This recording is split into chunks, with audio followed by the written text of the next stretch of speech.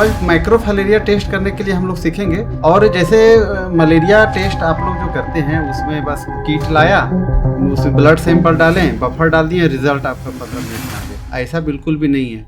तो आज हम लोग 7th स्टेप में स्टेप बाय स्टेप देखेंगे कि आज फाइलेरिया का टेस्ट कैसे करते हैं। तो सबसे पहले टेस्ट करने के लिए हम लोगों को सैंपल का ज़रूरत पड़ेगा। तो उसके लिए हम लोग पहले से ही ब्लड लेके उसका सीरम निकाल के रखे हुए हैं और इसको डाइल्यूट हम लोग को सबसे पहले करना होगा। यानी कि एक पार्ट आपका होगा पेशेंट का सैंपल, 4 पार्ट होगा आपका नॉर्मल सलाइन, और उसको अच्छी तरह से हम लोग मिक्स करेंगे। मिक्स करने के बाद ये आपका डाइल्यूट जो सैंपल है वो तैयार हो गया है।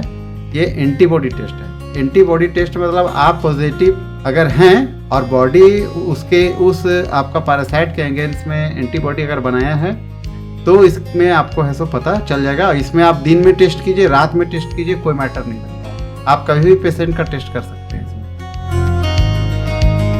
तो किट में सबसे पहले हम लोग पेशेंट का नाम या फिर आईडी उसका है वो हम लोग इसको डाल देंगे। सेकेंड स्टेप में हम लोग किट में 2 बूंद वाश बफर डालेंगे। याद रखिएगा जितने भी रिएजेंट हम लोग इसमें डाल रहे हैं वो रिएजेंट जब तक किट में कंप्लीटली सूख नहीं जाता है तब तक दूसरा रिएजेंट हम लोग नहीं डालेंगे। तो सेकेंड स्टेप में हम लोग 2 बूंद वाश बफर डाल के थोड़ा देर वेट करेंगे। थर्ड स्टेप में 1 पार्ट आपका पेशेंट सॉल्यूशन था और 4 पार्ट नॉर्मल सलाइन था, उससे 2 बूंद हम लोग डालेंगे किट में। किट में डालने के बाद फिर से उसको कंप्लीटली हेसो सॉक करने के लिए हेसो छोड़ देंगे। नेक्स्ट स्टेप में फिर से हम लोग इसमें 2 बूंद वाश बफर डालेंगे। फिर से थोड़ा देर हम लोग वेट करेंगे और वेट करने के बाद जब ये कंप्लीटली है सो उसमें लगेगा कि सूख गया है। नेक्स्ट स्टेप में 2 ड्रॉप्स हम लोग सिग्नल रिएजेंट को डालेंगे, जो आपको डालने के बाद ही कंट्रोल डॉट दिखना स्टार्ट हो जाएगा। अब इसको देखेंगे कंप्लीटली जब सूख जाता है के बाद नेक्स्ट स्टेप में 3 ड्रॉप वाश बफर हम लोग डालेंगे और उसको 2 मिनट के लिए हम लोग छोड़ देंगे। 2 मिनट के बाद हम लोग रिजल्ट को स्टडी करेंगे। याद रखिएगा 2 मिनट से 10 मिनट्स के बीच का जो ही हमारा रिजल्ट है वही मान्य होता है। 10 मिनट के बाद के रिपोर्ट को हम लोग स्टडी नहीं करेंगे।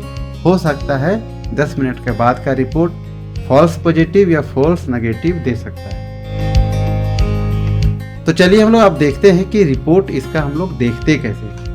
अब जैसा कि आप लोग देख रहे हैं किट में आपका एक तरफ C लिखा हुआ है, एक तरफ T लिखा हुआ है। C मतलब आपका कंट्रोल डॉट है जो आपको बताता है कि किट सही है या नहीं है। अगर C में डॉट नहीं आया तो आप समझ लीजिए किट इनवैलिड हो गया। तो C में डॉट आना है, वो आपको बताता है कि किट सही है या नहीं। और T जो हमारा है, T हमारा दिखाता है कि जो हमारा किट है वो रिएक्टिव है या रिएक्टिव नहीं है। रिएक्टिव मतलब पॉजिटिव, नहीं रिएक्टिव होगा तो रिपोर्ट आपका नेगेटिव होगा।